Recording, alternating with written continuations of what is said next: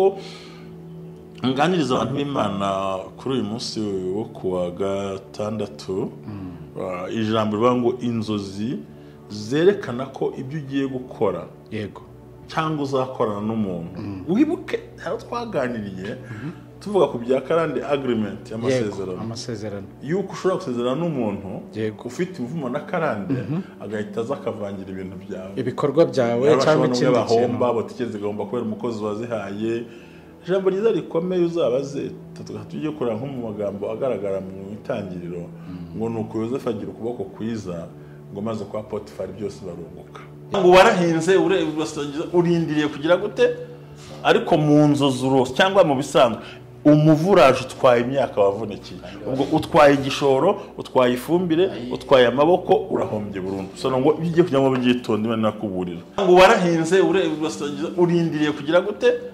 ariko mu nzozi urose cyangwa mu bisanzwe umuvuraje utwaye imyaka wavunikiye ubwo utwaye igishoro utwaye ifumbire utwaye amaboko urahombye burundu so ngo bijye kujya mu byitonde nakuburira rero nangiye kugaruka babwira ngo mukomeze mugubwe neza kuri izi nzozi kandi Imana ibatabara vuba vuba ibimana vuba vuba ibarwanira vuba vuba nk'umuhanuzi batuyeho kubaho no kunesha no gutsinda no kugubwa neza kandi Imana ibarindira hagati y'ibyo muri mu gucamo reka dusenge Imana turagushimiye uri Imana yo kwizerwa mu izina rya Yesu Kristo mpagaritse ibiza bituma abantu barota inzozi mbi bikabatera ubwoba ariko hari n'inziza barota kugira ngo basobanukirwe ndagira ngo buri muntu wese uri aha ngaha ukurikirana ubumwe bw'abera wongere umuhe kumenya no gusobanukirwa no guhishurirwa kugira ngo inzozi arota Uwiteka ajye azitaho ndetse anashyire mu bikorwa icyo zimubwira amahoro y'Imana n'ubuntu bw'Imana bubane nawe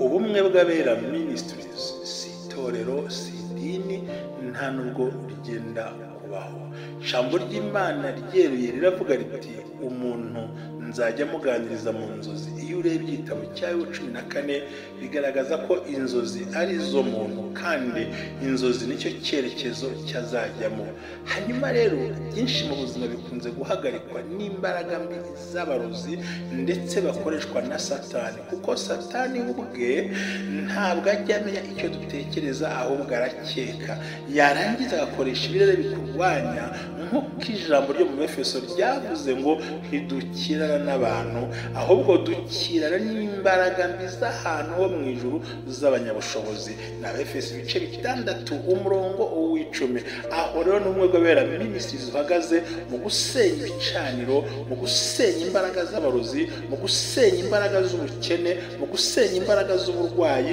dukubita hasi ibicaniro byose by'abadayimoni tutitaye kubikora cyangwa ubitekereza twifuza ko zizasohora umwe bw'abera ministries ntabwo twifuza ko umuntu yava mu idini guma mu idini urimo n'itoro urimo ahubwo ukiranukire muri ryo maze ubuzima buhinduke nawe uhindura ubw'abandi amavuta akandagira amateka ubuzima bugahinduka hamwe na Revera Ntambabazi Jean Baptiste ubakunda cyane twubaka hazaza twubaka ibizaza tudatewe ubwoba n'ibivugwa ahubwo duhagaze ku ijambo ry'Imana nta murozi wagushobora Imana ituye muri wowe ubwo Imana igenderamo uzanatsinda shalom shalom kurikira umwagabera ministries kandi uganire n'abandi ubuzima buhinduke nawe uhindura ubw'abandi amahirwe ubona ntukayapfusha ubusa byo yahana abandi shalom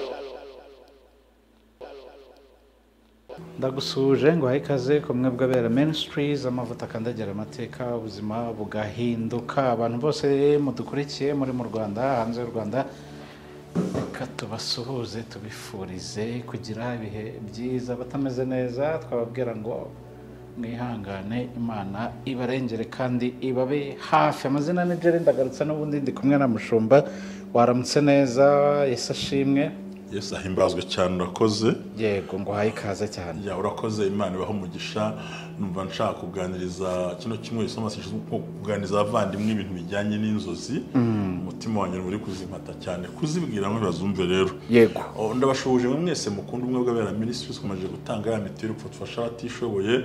Twongera gusaba umuntu wese wumva yaranyuzwe n'umwe bw'abera kumva kwiye kubera umutera nkunga hari icyo yakora kugira ngo birusheho gutera imbere. You are welcome again. Ubu karibu kandi mwese Imana ibaho umugisha. Twemera kwakira ibitekerezo n'inama yemwe kandi turashimira kuba tugira inama mu buryo butandukanye. Nawe je ndagushimiye. Urakoze cyane. Imana Silas ndamushimiye ndetse n'undi twa Joseph tuma bigenda neza mu buryo bwacu bw'ubundi runaka. Na Imana imuhe umugisha. Ndashima abantu bose bakunda umwe bw'abera ministries bumva babusharinga. Imana ibaho umugisha. Rero uyu munsi je ndashaka ko nganiriza abantu b'Imana kuri uyu munsi wo kuwa gatandatu. Ijambo rivuga ngo inzozi zerekana ko ibyo ugiye gukora Yego. cyangwa uzakorana n'umuntu. Wibuke hano twaganiriye tuvuga ku bya karande agreement amasezerano yuko ushobora gusezerana n'umuntu ufite umuvumo na karande agahita aza akavangira ibintu byawe, ibikorwa byawe cyangwa ikindi bahomba batigeze gahomba kubera umukozi wazihaye. Ijambo ryiza rikomeye uzabaze tujye kureba nko mu magambo agaragara mu itangiriro ngo nuko Yosefu agira ukuboko kwiza ngo maze kwa Potifari byose barunguka. Yego. Ko yari umunyamugisha cyane. Hari umukozi agasiga n'ibirahure n'amadongo byose abimariye ku icumu. Kandi uza mu rugo rugatubuka. Yego. So rero nuko kwiza. Hari ngo ni inzozi zikwereka ko uwo mugiye kugirana amasezerano cyangwa projet uteganya, aho mugiye kuyikorana cyangwa ibyo uzakora mu minsi iri imbere bizagutera ikibazo. Ngo uzagira ingaruka mu masezerano kuko nayi uzahorana hari nk'ibinyoma, guhorana umubabaro ndetse ku buryo bikuzanira kurakara, umujinya no gutakaza ibyiringiro ku muntu wese. Izo ni ingaruka zikunze kuboneka iyo wajyanye n'umuntu mu bintu ariko uwo muntu nta mugambi afite wo kubana nawe, ubwo yifitiye ibindi bintu cyangwa se akaba anashaka no kubana nawe ariko afite inkurikizi zimuri inyuma. Yego. Abantu bagira inkurikizi cyane ari posede rwose afite urugozi rukurura ibintu rumusubiza iyo nyuma. So ruvuga ngo izi ni inzu tugiye kwerekana umuntu wese akwiye kwitaho. Wari ufite ubucuruzi, wari ufite mariage utegura, wari ufite urugendo, wari ufite conference n'ibindi byinshi uba byari biri imbere, urose imwe muri izi nzozi. Yego. Singubwiye ngo ntubikore ariko gira amakenga. Kandi aho kwivuza nta kwikingira. Kuko amaherezo iyo yamasezerano ashingiye ku kinyoma cyangwa atazasozwa neza bituma byanditse mu Cyongereza navuga ngo it can invoke feelings of sadness, anger and loss of trust. Bishobora kugukururira kutagira undi wizera, kwiyumvamo uburakari, umujinya no kwitakaza ibyiringiro no gucika intege. Yego. Burya nubona urabwira ati genda ndashaka kuraho telefone nta mushaka kuvugana nawe, buryo batakaje ibyiringiro. Abayumva ngo muzimye televiziyo mufunge radio sinshaka urusaku ndashaka bagiye nyine kandi ntagagiye gusenga. Abayumva yateje ndashaka kwimara umujinya kumbi ntazi neza kagiye kuwongera. Hari umuntu umwe twicaranye hano hafi ahangaha yagiye cyangwa ngo ngiye ngo nabone vuga Imana ngo reka ngo mfite ngakababaro se vuga ubohoke. Imana izamukiza ako kantu. Imana izamukiza. Niba ikibazo ntabwo navuga ibyo bintu byose kandi buriya ni buriya iyo ugize amahirwe ubona ubwo ngira ngo ubona bwiyumvise. Yagize amahirwe ubona uwo muganira ukaruhuka. Yego. Ntabwo uhunga ikibazo kuko ntubuzi neza aho uri n'igisubizo cyawe. Ntabwo ubuze aho igisubizo kiri buce. Oya. Nakubwiye si muri umuntu wari mu modoka hanyuma ngo mu kinywera. Kuyaroza amafaranga y'ikikoma cy'isukari mu kinywera. Yego. Ariko abantu amafaranga agenda cy'isukari. Kuko yavuze. Yaravuze rwose ko yari itonganya ariko ashiduka yavuze. Ashiduka ngo mu kinywera aho nta mafaranga afite. Ahita yikanga abantu mu modoka bava amafaranga. Sinumva ntabwo uzi aho uri buhurire n'igisubizo. hari n'utigeze usanga mu butayu hari n'abandi bagabo bane tugiye gusenga dusanga umuntu ahantu bitaga ngo ni Kadeshi, dusanga umuntu mana gaburira abana banjye urugo rurakennye ndabashyira he noneho mpita mbaza abagabo twatujyanye ariko mwese kiriya kibazo bikeneye ko ari Imana igisubiza cyangwa twe tugisubiza? ubwo ahamagara Imana nta mafaranga ufite itamutumaho yaradusakurije pe yarazi ko twahageze taza ariko uko mu ngano uko mbazi ntimwamugabana n'umwaka wose yarakora twabikora mureke rero kudusakuriza agere dusenga Imana itubwire nta mahoro mwabona kandi yari azi ko twahageze. Yego, twohereza umuhenda aramuzana amakuru se atugeze baragira ubwo muratuza amakuru ni meza iki twumva gusenga uvuga ngo Mana ntabarangu hari inzara ntango urumva nyine ngo navuga ngo sinzi ko umuntu nyumva isawa urugo rwawe ruryangahe ku munsi aratubwira abambere n'umunyabyombo ntago barenza 2 kundi babyihingira bago bapitaje mu 90 niba nabingahe hafi nk'ijana ati ngaho taha ureke twe tuje kubona dusaba Imana dukura amadeni ya miliyoni 50 tuje mu gukuzaho divorce nabaje gushaka visa ntabwo uyu muntu ushonje yavuga kandi natwe duhari ngo tumusubize. Yego, so nawe bwaye ariko giye ntabwo mbikunze bino bintu kandi uko amaze kugenda turaseka Imana yatuze ariko natwe burya ndabwa nti ducyo dukoze niki ko nabwe nti umuntu urimo uvuga gutya muri mwese udafite amafaranga ari musimbinga ninde afite nk'imbi nibura nka 20 yitwaje ati turabifite nase ni mwana tuma bakabese bayohereza mureke tumusubiza agenda tonga atari ko twebwe ntabwo ari Imana idutumye. yego, ya twumvise uvuga senga twumva turabishoboye. Yego, tuguhe uragaruka nakonde ati ngaruka gukora cyanga yarashubijwe turati kandi tuhaguruka ugende kwataduhanurira. urumva ni ikintu mubwiye iki aho umuntu twaduherekeje mu ngo ahura n'ikibazo mureka ngo njyamo umujinyushi ahubwo cyangwa nzimya telefone nose nzimya telefone z'Imana iri bunyure. So rero iyo wasezeranye izi nzozi ugiye kuzirota Imana igira ngo ibikurinde iki ikurinde kugira kwiyumvamo agahinda, umubabaro, umujinya no gutakaza icyizere mu byo ugiye kugira gute gucamo cyangwa ugiye gukora. Rero ushaka wina ikintu cya mbere muvana ngira ngo wabize introduction wawe musari nayumvise cyane tugusobanura ikintu cya mbere ni ukurota ubona amagi yamenetse. Amagi yamenetse kuko igira izima n'isezerano n'iterambere. Hari rero usanga hari amagi avanze n'ayamenetse biravuze ngo uzajya up down hasi hejuru ariko ikizapeza cyane nicyo uzashyiraho imbaraga n'ubwenge. Ushaka kujya up gatinda cyangwa kujya down ugaherayo byose biba bishoboka. Ariko inyenzo utekereza ko tuzakora gute inzozi ya mbere. Iya kabiri ni kubona mu mbuto uri mutora mu butaka inyinshi zaraboze. Ni imbuto ariko zaboze ni amagi ariko yamenetse kandi tuzi ko imbuto nosobanura umugisha ukomeye ariko wakuboreyeho. Muri make muzabitangira bishyushye ariko bizendinga nabi bizarangira nabi cyane rwose.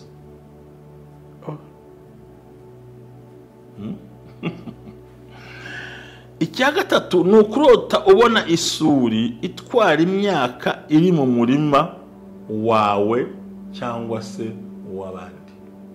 Isuri itwara umurima uri nk'imyaka aho ni mu nzozi. Ni mu nzozi niho turi kuko buryo bisobanura ko ibyo uzabona kuko nitwara imyaka washyize nk'ifumbire warahinze imyaka irameze irazamutse utegereje gusarura isuri iraje bitwa biravuze ngo ibyo ugiye kuvunikira nta musaruro uzabonamo. Yego, irinde gupfusha ubusa.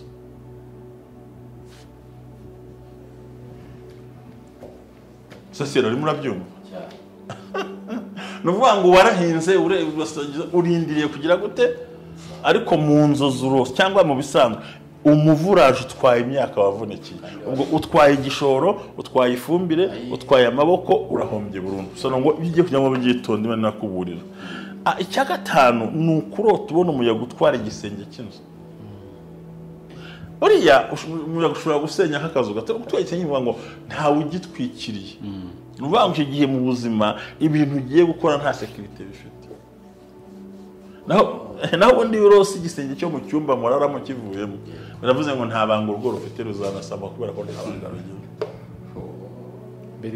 biri hanze rega akubwira ati yari umugabo avuga ubugambo yari umugore akavuga ubugambo ntacyo asiga inyuma iyo muraye ibituza yikoreye mwagira ngo ni umugabo ati inkoko yo mu isoko imurusha imbaraga akabivuga nta banga riba rigihari oya n'abandi baranaribona n'uburyo no gusenga cyavuyeho pe kimwe rwose muri kunyagira uryamyemo so aravuga akavuga n'ibitavugika n'abandi bakabimenya n'abana bakabimenya nyine kugutuka ni nkaho kari igisenge nyine cyitwa kiri muri byagishe uwo ni umuyaga cya gatandatu ni ukujya kuvoma amazi akakuburiraho ari wowe ugezweho ari wowe ugezweho nk'amajerekani w'imbere akavoma wahagera ugasanga arakwama biravuze ngo ugiye kuvunikira abandi we nta nyungu ihari rindi igishoro cyo ugiye kujugunya niyo mpamvu nanze hari ibintu ugeze kuzabambwira cya gihe nibuka ngeze kuza ngo tutange amafaranga umugabo umwe arazana nabimbwira inshuti yanjye gutya mwanese mwemere n'inzayaguha ndota mbona umuntu ngiye kuri robine sanga amazi arakama kandi biriya bintu ntago nkuko wabimbwiye njya mbona bitazarangirira gutyo gusa reka bigira ikibazo n'ushobora ko yabihombeye umuntu benshi bihomberamo abambere uko akaba kabiri ntago bunguka ndavuga ngo ntabwo ibintu nabireka sinabishobora ko nari ndose mbona ngiye kuri robine amazi abandi ngiye masankamiraho bitandukanye n'uwo muntu uvoma yamara kumva ko amazi akavaho yego amushobora kurota avoma amazi yarangiza yakurashirikana amazi agahita akama bivuze ngo ufite the last chance ni amahirwe ya nyuma y'umugisha wawe ikintu ugiye kugikora ushyireho ubwenge imbaraga n'ibitekerezo unakitondemo kandi ugikore ufite mu za mbaraga zawe urumva ko rero nta ibintu byiza byo gusengerwa nyine ni mu nzozi hano abantu babyumva ni mu nzozi ntabwo bifatika yego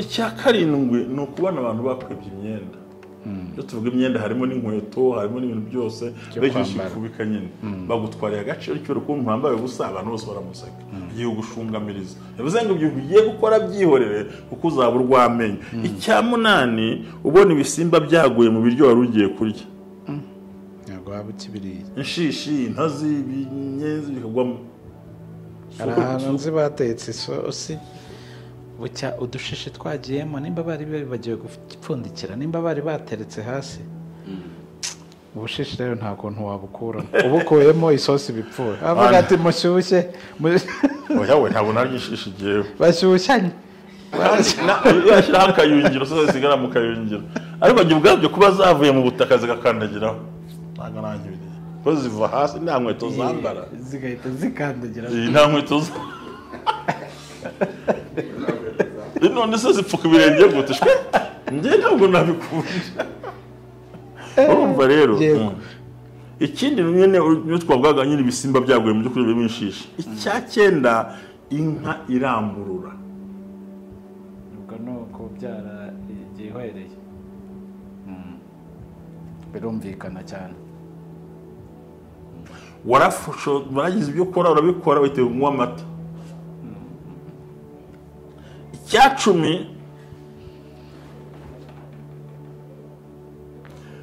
kubona igiti gihubura imbuto ziteze z'ibitumbwe byita ibitumbwe imbuto zitari zashyika nyine ngo kuba zaribwa yego imana iguha umugisha kujya ahantu ku muhanda ugategereza umwanya gahunda ukamubura mu nzozi nabwo nimba uzi kubwira ngo uwo muntu muri kumwe niyo ugiye gukora byitondera uzamwara 12 ndashaka kwitonda dusenga imana cyane kurota wabuze ikintu gihenze inyuma ikintu cyawe wakibuze nyine ushaka ubundi abantu bavuga ikintu gihenze bajye bumva ukuri ushaka kubisanga impenzi yego ariko undi nawe yumva umuko nawe uhenze yego cyakamamiro cyangwa umwiko we cyangwa akoresha yego cyangwa se ugasanga icyo afite gihenze ni igihumbi. abantu bumve ko buri nzu yose igira ikintu yumva ko ari icy'agaciro kuri yo.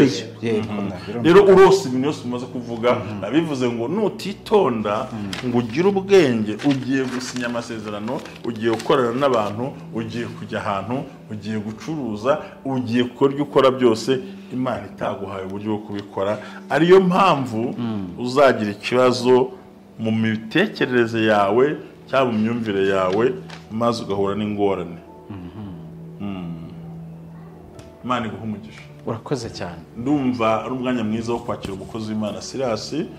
Nagira ngo dusengere bano bantu, kubera ko akenshi inzozi ntabwo zikurwaho n'uvuga ngo nimwizirukane. Oya, ubundi icyatumye urota kenshi ni ukugira ngo usobanukirwe ibintu wari ugomba kuba urimo. Duhabwa inzozi kugira ngo twitonde. Nk'izi tubonye nizikubwira ngo ibyo ugiye kujyamo stop, itonde. Rero kandi zibanguruze rotos imwe yonyine ibihagije. Nagira ngo dusengere Imana, unasuhuza abavandimwe bacu, kandi unababwire nyine ya nimero ni 0782296737. Ngenda yize mutwe cyane, mumusure kuri Ankoraho TV, mukore subscribe, abandi mukorera byose. Mwebwe abacu turacyari kumwe, bankomeze muzisharinge, kandi Imana yamwijeho umugisha, kuko amavuta kandi agira amateka, ubuzima bukagira gute bugahinduka, ugahindura mugabane. Ni inshingano kandi buri muntu wese mu itorero rye abuwejejwe muri ryo. Nta mpamvu yo kuzerera. So nagira ngo dushimiye Imana ko nanjye ngarutse hanga umushumba aranantangaje, nomero zanjye zifite mu mutwe, ariko n'ubundi ni umuhanga. Imana yaramutoranyije kugira ngo ibintu byose abikore neza, ko abarimo gukora byinshi. Turishimye rero nanjye kugaruka babwira ngo mukomeze mugubwe neza kuri izi nzozi, kandi Imana ibatabara vuba vuba, ibimana vuba vuba, ibarwanira vuba vuba. Nk'umuhanuzi batuyeho kubaho no kunesha no gutsinda no kugubwa neza, kandi Imana ibarindira hagati y'ibyo muri mu gucamo. Reka dusenge. Mana, turagushimiye, uri Imana yo kwizerwa, mu izina rya Yesu Kristo.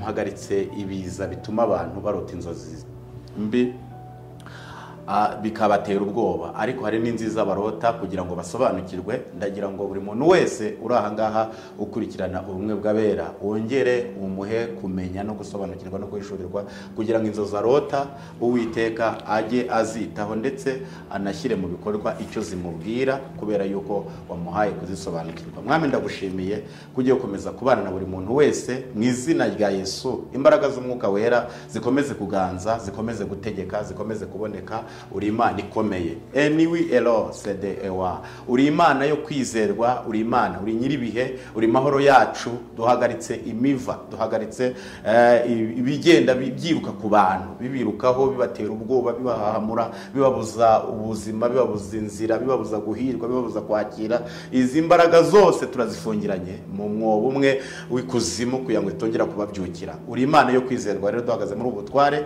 turabisabye mu izina rya Yesu Kristo. Amen. Imana ibahe umugisha, turabakunda. Imana ibahe umugisha n'amahirwe n'ubushobozi n'uburyo. Data biteho cyane, tubabwire ngo nakagaruka turi kumwe.